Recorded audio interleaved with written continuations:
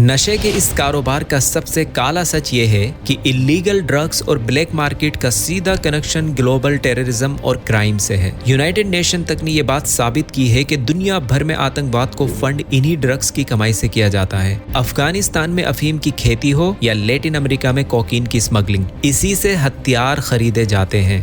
पूरी दुनिया में हर साल लगभग 26 लाख लोग सिर्फ शराब की वजह से मरते हैं, जिनमें 20 लाख मर्द और 6 लाख औरतें हैं। और इसका सीधा मतलब यह है कि दुनिया में हर 10 सेकंड में एक इंसान शराब की भेंट चढ़कर अपनी जिंदगी गंवा देता है।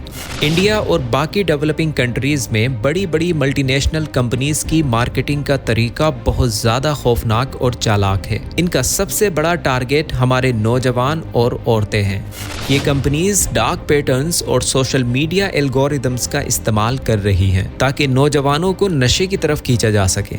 अमेरिका के डिपार्टमेंट ऑफ जस्टिस की रिपोर्ट बताती है कि वहां कॉलेज में पढ़ने वाली हर 5 में से एक लड़की सेक्सुअल असॉल्ट का शिकार होती है। और सबसे डरावनी बात यह है कि लगभग 50% केसेस में मुजरिम ने या शिकार यानी विक्टिम ने या दोनों ने शराब पी होती है।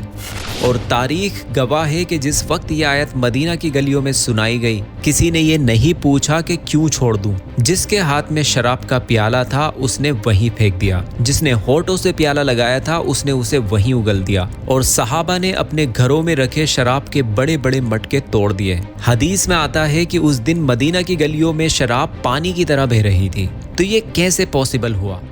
अस्सलाम वालेकुम वरहमतुल्लाहि वबरकातुहू। इंसानी तारीख गवाह है कि इंसान ने हमेशा अपनी असल जिंदगी की सच्चाइयों से बचने और ख्यालों की दुनिया में सुकून ढूंढने की कोशिश की है। नशा, चाहे वो शराब हो या गांजा या कोई और ड्रग, दरअसल ये अपनी रियलिटी से भागने का एक आसान रास्ता है। आज के इस तेज दौर में जहां स्ट्रेस, पैसों की टेंशन, ग्लोबल वॉर और पर्सनल फेलियर्स बहुत ज्यादा हैं, वहां नशा एक ऐसी झूठी शान बन चुका है जो इंसान को कुछ देर के लिए उसकी सारी परेशानियां भुला देता है। साइकोलॉजी के मुताबिक इंसान नेचुरली दर्द से बचना और मजे हासिल करना चाहता है। मशहूर साइकोलॉजिस्ट सिगमंड फ्रॉइड ने इसे प्लेजर प्रिंसिपल कहा था। इसके मुताबिक हमारा दिमाग हमेशा ऐसी चीजों की तरफ भागता है जो फौरन खुशी और सुकून दे, चाहे वो सुकून झूठा ही क्यों ना हो। जब जिंदगी की सच्चाई बहुत कड़वी और बर्दाश्त से बाहर लगने लगती है तो इंसान नशा करके अपने दिमाग और नर्वस सिस्टम को सुन कर लेता है ताकि उसे तकलीफ देने वाली रियलिटी का सामना ना करना पड़े। डॉक्टर स्टीफन ए डायमंड कहते हैं कि जो लोग बहुत ज्यादा नशा करते हैं उन्हें एक्चुअल में अपनी रियलिटी बहुत बुरी, बेसुकून और अपने ऊपर हावी लगती है। वो सच्चाई का सामना करने के बजाय एक ज़हनी बीमार इंसान की तरह ख्याली दुनिया और अनकॉन्शियसनेस के अंधेरों में छुपना पसंद करते हैं। मगर हकीकत से ये फरार एक ऐसी झूठी आज़ादी है जो धीरे धीरे इंसान को अपनी ही बनाई हुई जंजीरों में जकड़ लेती है। शुरू में जब कोई इंसान स्ट्रेस या तकलीफ से बचने के लिए नशा करता है तो ये सिर्फ प्रॉब्लम से डील करने का एक आसान तरीका लगता है, लेकिन वक्त के साथ साथ ये आदत इंसान को अपनी ही जिंदगी का गुलाम बना देती है। एडिक्शन या नशे की लत असल में एक ऐसी गुलामी है जिसमें किसी लोहे की जंजीर या मालिक की जरूरत नहीं पड़ती। इंसान खुद ही अपना कैदी बन जाता है। अगर हम फिलॉसफी की नज़र से देखें तो इंसान अपना फ्री विल बिल्कुल खो बैठता है और अपने जिस्म और दिमाग की तलब के आगे बेबस हो जाता है। जब नशे की लत इंसान पर हावी होती है तो उसका ज़मीर, उसके उसूल और उसकी अच्छाई बुराई की समझ सबसे पीछे छूट जाती है। वो सिर्फ अपने नशे की ज़रूरत पूरा करने के लिए किसी भी हद तक गिरने को तैयार हो जाता है। ऐसे में इंसान की असली पर्सनालिटी ख़त्म हो जाती है और उसके जीने का सिर्फ एक ही मकसद रह जाता है, किसी तरह अपना अगला नशा हासिल करना। मशहूर फिलोसोफर स्पिनोजा का मानना था कि इंसान को लगता है कि वो आज़ाद है क्योंकि वो अपने फैसले खुद ले रहा होता है, लेकिन उसे ये नहीं पता होता कि उन फैसलों के पीछे उसके दिमाग की कौन सी अनकॉन्शियस मजबूरी छुपी है। नशे की हालत में ये आज़ादी का एहसास एक बहुत बड़ा धोखा बन जाता है क्योंकि आपके फैसले आपके नहीं बल्कि आपके अंदर की तलब कंट्रोल कर रही होती है। और आज के इस मॉडर्न कैपिटलिस्ट सिस्टम ने इंसान की इस कमजोरी को बहुत पहले ही समझ लिया था और इसे एक बहुत बड़े मुनाफे वाले बिजनेस में बदल दिया। National institute of drug abuse NIDA ने अपने ऑफिशियल मटेरियल्स और ट्रेंडिंग स्टैटिक्स सेक्शन में ये बात क्लियरली मेंशन की है कि अल्कोहल, तंबाकू, सिगरेट और ड्रग्स के मिसयूज ने अमेरिका में हर साल क्राइम, लॉस्ट वर्क प्रोडक्टिविटी और हेल्थ केयर की प्रॉब्लम्स पर 740 बिलियन से ज्यादा का खर्चा होता है। आज का नौजवान जो अपनी जिंदगी का मकसद ढूंढ रहा है, उसको नशे की आदत में जानबूझकर ढकेला जाता है और ऐसा इसलिए किया जाता है ताकि वो हकीकत का सामना ना करे, समाज के मसलों पर सवाल ना उठाए और अपने हक के लिए लड़ने की बजाय बेहोशी की नींद सोता रहे। लेकिन इस जहनी गुलामी का नुकसान सिर्फ इंसान को नहीं होता, बल्कि एक पूरी सोसाइटी की बुनियाद को खोखला कर देता है। इंसान की अकल और शऊर जो उसका सबसे बड़ा हथियार है और अल्लाह सुब्हानहू व तआला की दी हुई सबसे बड़ी नेमत है, नशा उसे ही तबाह कर देता है। इस सारी फिलोसफी को समझना इसलिए जरूरी है ताकि हम जान सकें कि इस्लाम ने इस झूठी आज़ादी को क्यों सख्ती से रिजेक्ट किया है और इंसान की अकल की हिफाजत पर इतना जोर दिया है। इंडिया और बाकी डेवलपिंग कंट्रीज में बड़ी बड़ी मल्टीनेशनल कंपनीज की मार्केटिंग का तरीका बहुत ज़्यादा खौफनाक और चालाक है। इनका सबसे बड़ा टारगेट हमारे नौजवान और औरतें हैं। बड़ी बड़ी कंपनीज हमारी आज की जनरेशन के दिमाग में ये डाल रही हैं कि शराब पीना एक प्रीमियम लाइफस्टाइल और स्टेटस सिंबल है। इनको लगता है कि नौजवान नशा नहीं छोड़ रहे, बल्कि और ज़्यादा महंगे और प्रीमियम ब्रांड्स की तरफ जा रहे हैं और नौजवान की इस लत को बनाए रखने के लिए ये लोग छोटे छोटे packs, ready to drink cocktails और नए नए फ्लेवर्स निकाल रहे हैं ताकि लोग कम पैसों में भी आसानी से नशा खरीद सकें। आज इंडिया में औरतों के शराब पीने की आदत में हर साल 11% का इजाफा हो रहा है, जो एक बहुत ही फिक्र की बात है। अब क्योंकि इंडिया में शराब के डायरेक्ट एड्स चलाने में कानूनी पाबंदी है, इसलिए ये कंपनीज कानून की आंखों में धूल झोंकने के लिए सरोगेट्स एडवर्टाइजिंग का सहारा लेती हैं, यानी किसी और चीज के बहाने एड चलाने का सहारा लेती हैं। और इसके बेस्ट एग्जाम्पल हम रोज देखते हैं। बिग बाइपर का सोडा हो या किंगफिशर का पानी या रॉयल स्टेग और इंपीरियल ब्लू के म्यूजिक वीडियोस और प्लेइंग कार्ड्स, ये लोग नकली प्रोडक्ट के जरिए अपने लोगो और टैगलाइन को हमारे दिमाग में जिंदा रखते हैं। तो इसका सीधा असर हमारे सबकॉन्शियस माइंड पर होता है। लोग टीवी पर पानी या सोडा का एड देखते हैं, लेकिन दुकान पर जाकर खरीदते शराब ही हैं। और इससे भी ज्यादा खतरनाक बात यह है कि आज के डिजिटल और इंटरनेट के दौर में ये कंपनीज डार्क पैटर्न्स और सोशल मीडिया एल्गोरिदम्स का इस्तेमाल कर रही हैं ताकि नौजवानों को नशे की तरफ खींचा जा सके। WHO की ताज़ा रिपोर्ट कहती है कि अब अल्कोहल की मार्केट किसी बॉर्डर या कानून की मोहताज नहीं रही, क्योंकि सोशल मीडिया इन्फ्लुएंसर और टारगेटेड एड्स ने यूथ के दिमाग को पूरी तरह जकड़ लिया है और उन्हें यह एहसास भी दिलाया जाता है कि शराब और पार्टी के बिना तो उनकी लाइफ में कोई मजा नहीं है। यहाँ तक कि ऐसी एप्स जो आपको नशा छोड़ने या हेल्थ ट्रैक करने के लिए बनाई गई हैं, वहाँ भी ये इंडस्ट्री झूठी इंफॉर्मेशन फैला रही है। क्योंकि एक रिसर्च से पता चलता है कि एक अल्कोहल इंडस्ट्री जिन एप्स को फंड करती है, उनमें से 67% एप्स कैंसर के खतरे को छुपाती हैं और 80% से ज्यादा एप्स हार्ट डिसीज की बात ही गोल कर जाती हैं। इन्हें डार्क एप्स कहा जाता है। ये दिखावे के लिए तो आपको शराब कम पीने को बोलती हैं, लेकिन अंदर ही अंदर इनडायरेक्टली आपको नशा जारी रखने के लिए उकसाती हैं। देखिए, नशे के इस कारोबार का सबसे काला सच ये है कि इलीगल ड्रग्स और ब्लैक मार्केट का सीधा कनेक्शन ग्लोबल टेररिज्म और क्राइम से है। यूनाइटेड नेशन तक ने ये बात साबित की है कि दुनिया भर में आतंकवाद को फंड इन्हीं ड्रग्स की कमाई से किया जाता है। अफगानिस्तान में अफीम की खेती हो या लैटिन अमेरिका में कोकीन की स्मगलिंग, इसी से हथियार खरीदे जाते हैं और ये ड्रग्स स्मगल होकर हमारे नौजवानों तक पहुंचते हैं। यहाँ गौर करने की बात यह है कि जब कोई शख्स नशा खरीदता है तो वो सिर्फ अपनी जिंदगी तबाह नहीं कर रहा होता, बल्कि उसके दिए गए पैसों से दुनिया के किसी कोने में आतंकवाद और खून खराबे को सपोर्ट मिल रहा होता है। ये पूरा ग्लोबल बिजनेस हमारी और खासकर हमारे यूथ की जिंदगियों की कीमत पर अपने मुनाफे के महल खड़े कर रहा है।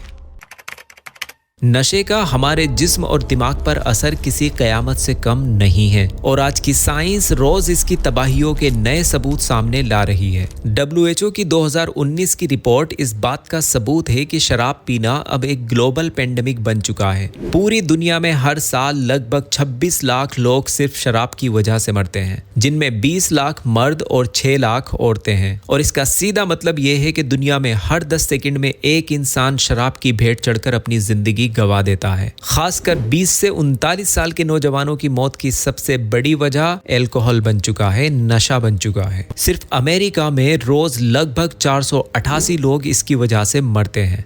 न्यूरोलॉजिकल रिपोर्ट्स बताती हैं कि शराब और ड्रग्स का सबसे पहला हमला हमारे प्रीफ्रंटल कॉर्टेक्स पर होता है। ये दिमाग का वो हिस्सा है जो हमारी पर्सनालिटी बनाता है, यानी सही गलत के फैसले करता है और हमारे गुस्से और जज्बात पर कंट्रोल रखता है। साइंस कहती है कि शराब दिमाग के उन हिस्सों को ब्लॉक कर देती है जो हमें नया सीखने और याद रखने के लिए जरूरी है, और इससे इंसान का अपने आप पर कंट्रोल खत्म हो जाता है। लगातार शराब पीने से दिमाग में एक केमिकल इंटरलूकिन 1 बीटा 2 गुना हो जाता है, जो वैसे तो दिमाग को बचाने का काम करता है, लेकिन शराब इसे ट्रिगर करके दिमाग में सूजन पैदा कर देती है। इससे एक ऐसी साइकिल बनती है कि इंसान का दिमाग सुन पड़ने लगता है, उसकी फैसला लेने की ताकत तबाह हो जाती है और उसे बार बार शराब की लत लगती है। और यही वजह है कि नशे की लत जल्दी नहीं छूटती और लोग दोबारा नशे की तरफ लौट आते हैं।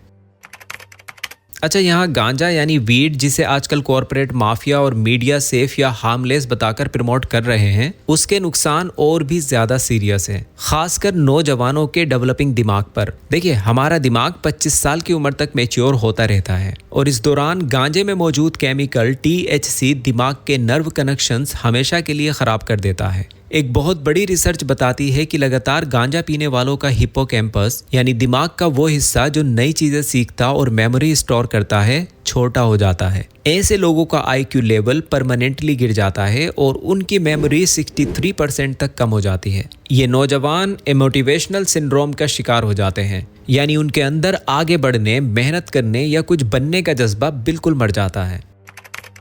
अगर जिस्म की बात करें तो शराब और ड्रग्स 200 से ज्यादा खतरनाक बीमारियों का सबब बनते हैं। ये सीधा लीवर को तबाह करके सिरोसिस पैदा करते हैं, जो शराबियों में मौत की सबसे बड़ी वजह है। इसके अलावा लीवर, गले और आंतों के कैंसर का खतरा कई गुना बढ़ जाता है। दिल के मसल्स कमजोर हो जाते हैं, जिससे हाई ब्लड प्रेशर और हार्ट अटैक आता है। जो लोग बहुत ज़्यादा शराब पीते हैं उनके अंदर विटामिन्स, खासकर विटामिन B1 की ऐसी कमी होती है कि उन्हें वेनिके-कोर्सकोफ सिंड्रोम हो जाता है, जिसे वेट ब्रेन भी कहते हैं। इस बीमारी में इंसान की याददाश्त चली जाती है, वो फर्जी बातें बनाता है और आखिर में दिमागी तवाज़ुन खोकर पैरालाइज या दौरे पड़ने का शिकार हो जाता है। उनका इम्यून सिस्टम इतना गिर जाता है कि TB और निमोनिया जैसी बीमारियां उन्हें आसानी से घेर लेती हैं। और हमें याद रखना चाहिए कि ये इंसानी जिस्म अल्लाह की दी हुई एक अजीम अमानत है, और साइंस की हर नई डिस्कवरी ये साबित करती है कि नशा इस अमानत में खयानत और इस अनमोल जिस्म की बेदर्दी से तबाही के सिवा कुछ भी नहीं है। देखिए, नशा सिर्फ एक इंसान का जिस्म या दिमाग तबाह नहीं करता, बल्कि ये पूरे समाज को एक ऐसी तबाही के किनारे पर ला खड़ा करता है जहां इंसानियत शर्म से झुक जाए। शराब और सेक्सुअल असॉल्ट का आपस में इतना गहरा और खौफनाक कनेक्शन है कि इस पॉइंट के बिना दुनिया की कोई भी क्राइम रिसर्च पूरी नहीं हो सकती। अमेरिका के डिपार्टमेंट ऑफ जस्टिस की रिपोर्ट बताती है कि वहां कॉलेज में पढ़ने वाली हर 5 में से एक लड़की सेक्सुअल असॉल्ट का शिकार होती है, और सबसे डरावनी बात यह है कि लगभग 50% केसेस में मुजरिम ने या शिकार यानी विक्टिम ने या दोनों ने शराब पी होती है। जब इंसान नशा करता है तो उसकी अच्छे बुरे की पहचान और किसी दूसरे की तकलीफ महसूस करने की ताकत बिल्कुल मर जाती है। मुजरिम शराब और ड्रग्स को एक हथियार के तौर पर इस्तेमाल करते हैं ताकि औरतों को बेहोश, बेबस या नशे में धुत किया जा सके। यानी एक तरफ आज़ादी और पार्टियों के नारे लगाए जाते हैं, पर सच तो यह है कि शराब इस समाज को दरिंदों की बस्ती बना रही है। अगर हम अपने देश इंडिया की बात करें तो यहाँ के आंकड़े और भी ज्यादा भयानक हैं। NCRB यानी नेशनल क्राइम रिकॉर्ड्स ब्यूरो की रिपोर्ट के मुताबिक 2021 में इंडिया में रेप्स के 31,677 केसेस रजिस्टर हुए, यानी हर रोज लगभग 86 औरतों के साथ दरिंदगी होती है। और 2022 में औरतों के खिलाफ होने वाले क्राइम की तादाद 4,45,000 को क्रॉस कर गई, जिसमें घरेलू हिंसा यानी डोमेस्टिक वायलेंस, दहेज के लिए मौत और रेप्स शामिल है। इन सब के पीछे एक बहुत बड़ी वजह शराब और नशे की आदत है।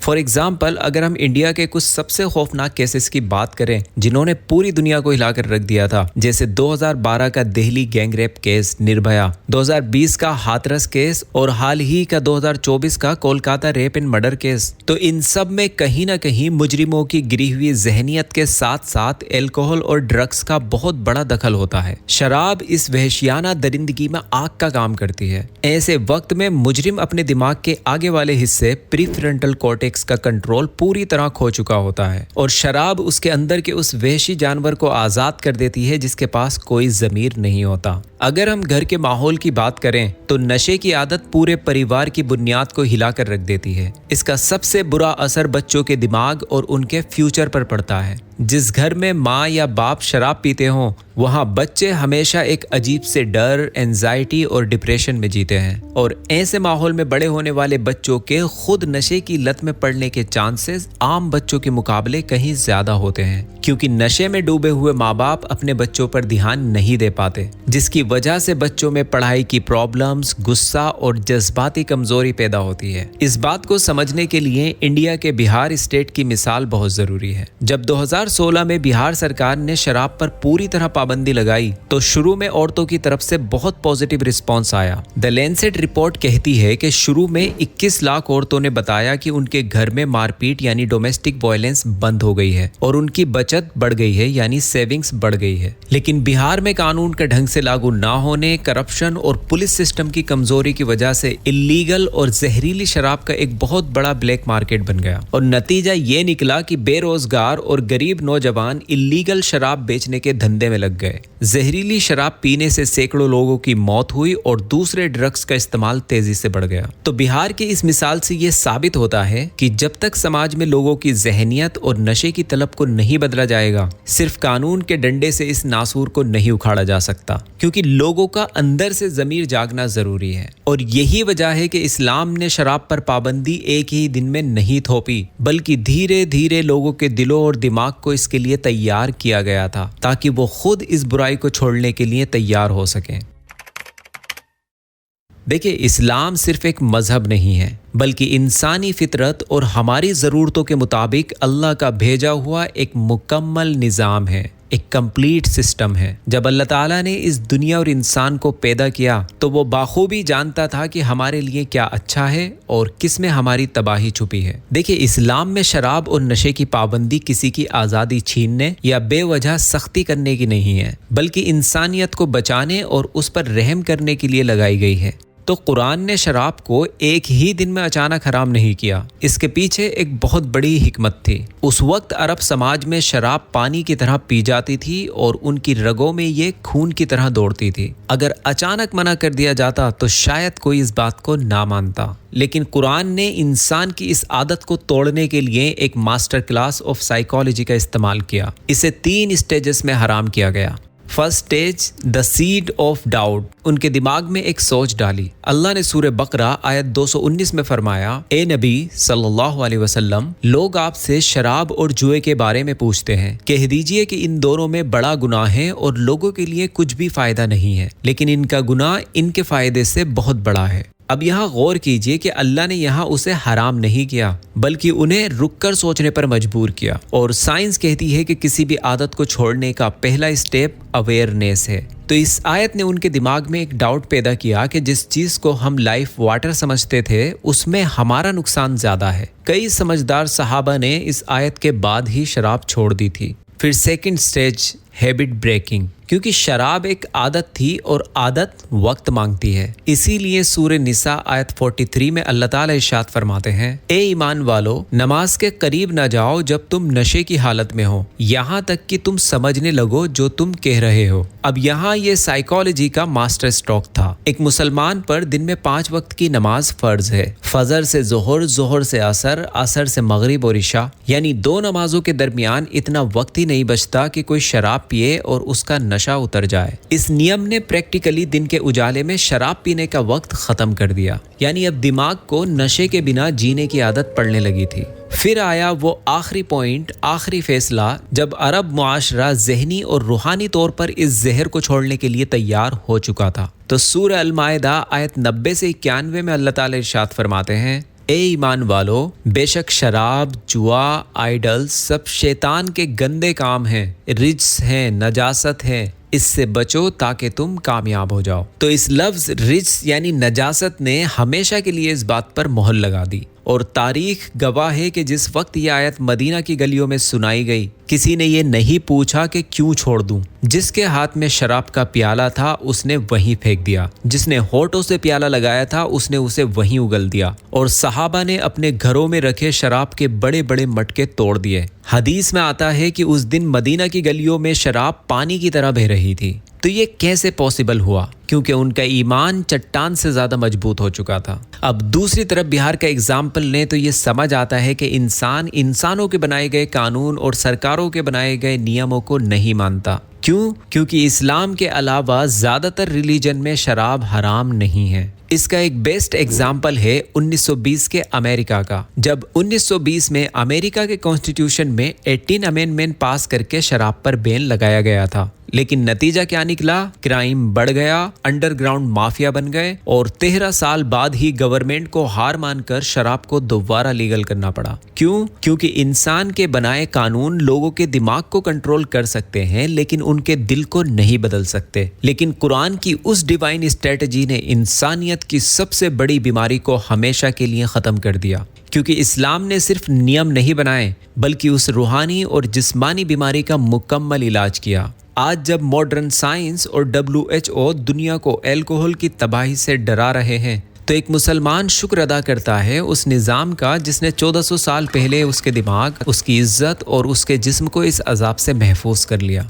प्रॉब्लम यह है कि आज की मॉडर्न दुनिया एक बहुत बड़ी हिपोक्रेसी में जी रही है। हम एक तरफ हॉस्पिटल में लीवर सर्होसिस और कैंसर का रोना रोते हैं, और दूसरी तरफ उन्हीं बीमारियों को पैदा करने वाली शराब के एडवर्टाइजमेंट पर अरबों डॉलर खर्च करते हैं।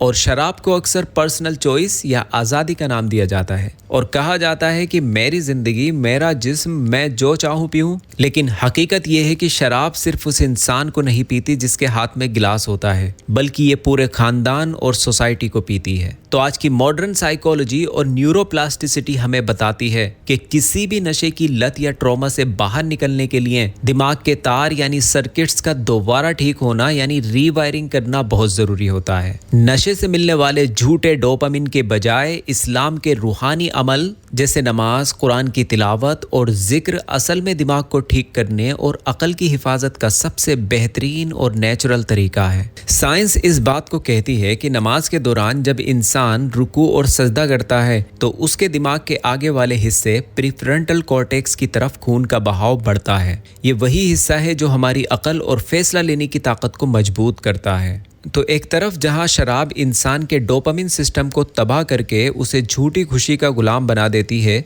वहीं इस्लाम का निज़ाम इंसान को उसकी असली फितरत पर वापस लाता है। ये उसे हकीकत का सामना करने का हौसला और पीस ऑफ माइंड देता है। और इस्लाम का ये निज़ाम इंसान की ज़िंदगी के 5 सबसे अहम मकसद को एक साथ बचाता है। इंसान को अकल की तबाही से बचाता है। जब कोई इंसान नशे में अपनी अकल खो देता है, और जब वो अपनी अकल खो देता है तो वो अपनी मेहनत की कमाई और पैसा नशे में उड़ा देता है। माल की तबाही, उसका दीन उससे दूर हो जाता है, दीन की तबाही, और उसका जिस्म बीमारियों का शिकार हो जाता है, जान की तबाही, और आखिर में नशे का ये अजाब उसके बच्चों और ख़ानदान में चला जाता है, नस्ल की तबाही, जिससे पूरा घर बर्बाद हो जाता है। इसलिए इस्लाम में किसी भी ऐसी चीज़ की ज़रा सी भी छूट नहीं रखी गई जो इंसान को इस पूरी तबाही की तरफ ले जाए।